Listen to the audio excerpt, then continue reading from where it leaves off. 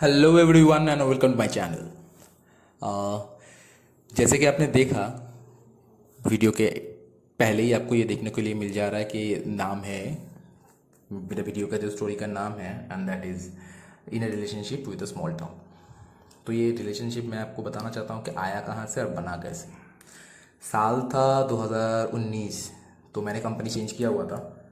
तो company change करने के दौरान तो उस टाइम पे मैं करीबन एक महीने के लिए गुड़गांव में था। गुड़गांव में मेरा ट्रेनिंग चल रहा था। तो ट्रेनिंग होने के बाद ट्रेनिंग कंप्लीट हुआ। ट्रेनिंग होने के बाद हम लोगों का एलोकेशन जो हुआ मेरे किस्मत में आया नॉर्थ ईस्ट। मैं सुना हुआ था नॉर्थ ईस्ट के लिए और मैं बहुत एक्साइटेड भी था कि नॉर्थ ईस्ट आना है। हाँ, थोड़ा बहुत र्यूमर्स भी सुने थे कि ये प्रॉब्लम हो सकता है, बहुत दूर है घर से, ये वो, क्योंकि लास्ट बहुत सालों से मैं बाहर काम करने के दौरान ये तो समझ में आ गया था कि जितना भी प्रॉब्लम हो मैनेज हो जाता है यार, कुछ ना कुछ हो जो मैनेज हो जाता है। तो मुद्दे पे आता हूँ। उसके बाद मुझे बोला गया पहले एक जगह जाने के लिए। तो उसको लेके एक स्टोरी है जो बाद में बताऊंगा आप लोगों को। तो मैंने पहले वहाँ पे पहले मैं दिल्ली से गुड़गांव से घर आया। घर आने के बाद वहाँ से एक दिन का छुट्टी मिला।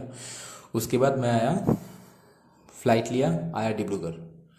तो डिब्रूगढ़ से आते टाइम, अच्छा, डिब्रूगढ़ से घुसते ही उतरने के बाद, क्योंकि घूमना मेरा एक पैशन पहले से ही रहा है, तो डिब्रूगढ़ से जब चलना शुरू किया गाड़ी लेके, एक डेस्टिनेशन है धेमाजी बोल के, धेमाजी की तरफ। तो उस दौरान बोगीबिल ब्रिज क्रॉस किया।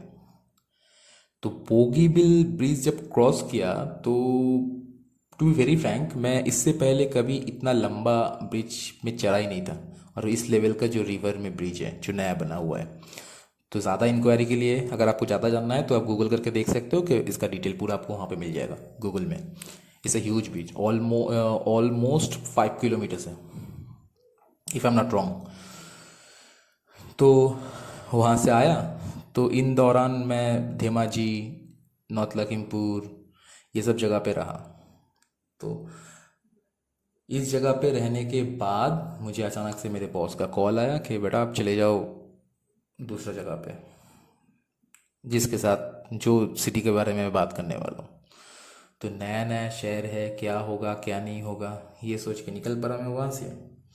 पहले आके यहाँ पे पहुँचा तो होटल वोटल ऑफिस में आके बात किया। पहला दिन जैसे जाता है इंट्रो में ही चला जाता है, आधों का नाम आपको पता नहीं रहता है। और बाकी ऐसे ही सब लोग नए हैं, आप मतलब कुछ एक ऐसा फील होता है कि यार कहाँ आ गया। एक तो नया ऑफिस वाला सिचुएशन, उसके बाद आपको ये भी डील करना पड़ता है कि पूरा जगह ही अलग है, जगह अलग है, कल्चर अलग है। तो एक्चुअली ये जो चीज़ है ये मुझे पहले से ही बहुत पसंद है, क्योंकि बहुत लोगों को मन करता है कि साल में मैं एक बार घूम लूँ। उसको ट्रैवल बोला जाता है या ट्रैवल बोलते हैं वो लोग। पर मेरे हिसाब से ट्रैवल एक्चुअली वो है नहीं। ये एक मेरा पर्सनल चॉइस है ऑब्वियसली। मेरे हिसाब से ट्रैवल का मतलब सिर्फ ये है कि आप करीबन एक जगह पे जाओ, जब तक वो लोगों के साथ आपका उठना बैठना नहीं होगा तब तक आप नहीं समझ पाओगे वो जगह को। मेरा काफ़ी एक्सपीरियंस भी रहा है। मैं अभी तक इंडिया का ऑलमोस्ट 5-6 शहर को देख चुका हूँ, बट मैं कोलकाता छोड़ के बोल रहा हूँ। मैं उड़ीसा में रहा करीब काफ़ी साल, जो आगे जाकर मैं बताने वाला हूँ। मैं सिलीगुड़ी में रहा, नॉर्थ बंगाल, मैं सिक्किम में रहा। तो आया मैं, रात को होटल में रुका। तो रात को होटल में रुकने के बाद अगला दिन स्टोर आया। सुबह सुबह हम लोग का मॉर्निंग ड्यूटी था, सुबह सुबह स्टोर आया। तो बाहर में चाय पीने के लिए निकला तो अचानक से देखा एक जोर से तेज आवाज़। मैं पूरा डर गया, ये हो क्या रहा है यार। चाय का दुकान से बाहर निकला तो ऊपर से देख रहा हूँ एयरफोर्स का जो जेट्स होता है, तो ये जगह के ऊपर से एकदम, मतलब मैंने आज तक जिंदगी में इतना नीचा जेट्स उड़ता हुआ कभी नहीं देखा। एक बार कटक में रहते हुए एक बार शायद देखा था, और उसके बाद ये वाला। तो वो नज़ारा मैं आज तक ज़िंदगी में कभी नहीं भूल पाऊँगा। जो फील था, इवन आज टिल नाउ, आज तक मैं वो चीज़ को ना भूल पाया हूँ। और जब भी ऐसे जेट्स या ऐसे कुछ भी ऊपर से जाता है एयरफोर्स का, मैं तो बच्चों की तरह बाहर निकल कर देखता हूँ। इनफैक्ट मेरे जो ऑफिस के कॉलीग्स हैं वो अभी भी मुझे बोलते हैं कि सर, जो जूनियर्स है सभी बोलते हैं कि सर अभी भी आप बच्चों की तरह जाते हो। हाँ यार, बहुत मज़ा आता है मुझे, एक्चुअली बहुत मज़ा आता है। कि हम में से, मैं जो टाउन में रह रहा हूँ वो टाउन का नाम है विश्वनाथ, इसे इन आसाम। मैं अगर ये नाम बोलूँ तो बहुतों को अभी गूगल करके देखना पड़ेगा कि ये विश्वनाथ कौन सा स्टेट के अंडर आता है। आप सोच सकते हो कि अब हम लोग इतना बाहर घूमने का बात करते हैं। मैं जहाँ पे रह रहा हूँ वहाँ पे मेरे घर के छत पे चढ़ने से एक साइड में Kaziranga which is famous for the rhinos. और ऑपोजिट साइड में आपको अरुणाचल दिखता है। अरुणाचल के बाद आपको हिमालयन रेंज का एक व्यू मिलता है, वो आगे जाके मैं वीडियो में आपको, ये वीडियो में नहीं, अगला वीडियो में आपको शायद दिखाऊँ। तो बस यही बात है कि, और यही सब चीज़ें हैं जो पता नहीं कब, और एक्चुअली इसका मुझे पता भी नहीं था कि कहीं ना कहीं पे मैं ये शहर के साथ इतना जुड़ चुका हूँ। और कोई भी शहर से लगाव होने के लिए सबसे ज़्यादा जो इम्पोर्टेंट होते हैं वहाँ के लोग, क्योंकि बाहर देखो ऐसा कुछ यहाँ पे नहीं है जो यहाँ बाहर नहीं मिलेगा। चाय का बगीचा हर जगह पे है, नदी नाला सब कुछ मिलता है। बट लास्ट जो करीबन 1.5 साल का मेरा जो ये एक्सपीरियंस रहा, ये जो जर्नी रहा, तो मैं शायद ही कभी भूल पाऊँ। शायद जगह या पॉपुलैरिटी के हिसाब से अगर बोलूँ तो शायद ये, इसको मैं बोल सकता हूँ कि स्मॉल टाउन है, पर नहीं यार, कभी अगर आपको मौका मिले तो एक बार आके देखिएगा कि this is not at all a small thing. करीबन आप ये सोच सकते हो कि मैं और मेरा ये शहर के साथ लगाव शायद इस लेवल का बढ़ चुका है कि आज जब मम्मी से बात होता है, एक्चुअली मुझे ये समझ में नहीं आया था इसका जो बात था, वो जो मुझे बाद में समझ में आया, क्योंकि पहले मैं बोलता था कि हमारा हमारा ऐसा ऐसा वैसा। तो उस टाइम पे मम्मी से एक दिन बात हो रहा था फ़ोन में, तो मम्मी ने कहा कि हमारे यहाँ पे तो लॉकडाउन चल रहा है, ये चल रहा है, वो चल रहा है।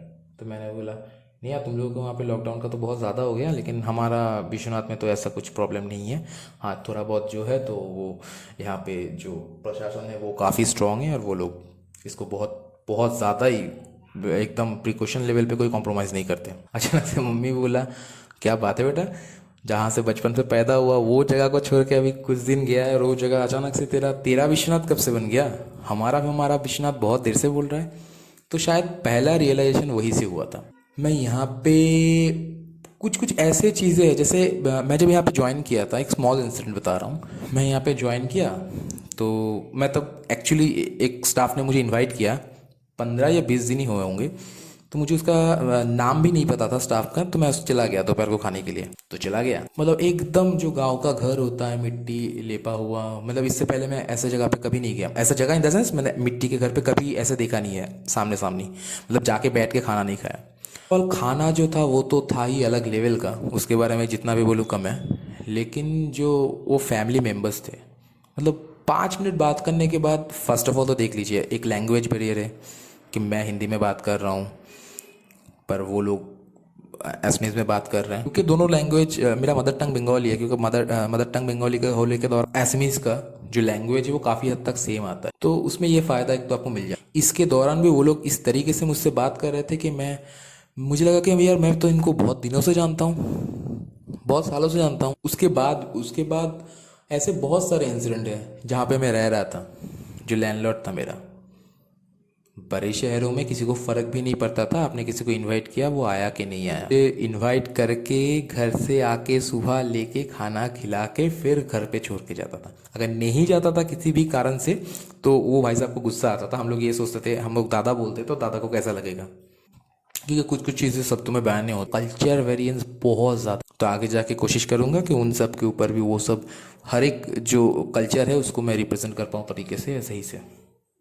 तो प्लीज़ आपका सपोर्ट बना के रखिएगा, और मेरे चैनल को थोड़ा सब्सक्राइब कर दीजिएगा, अच्छा लगे तो लाइक, और अगर मैं कुछ छूट रहा है मेरे से जो मुझे अभी याद नहीं आ रहा है तो यू कैन कमेंट।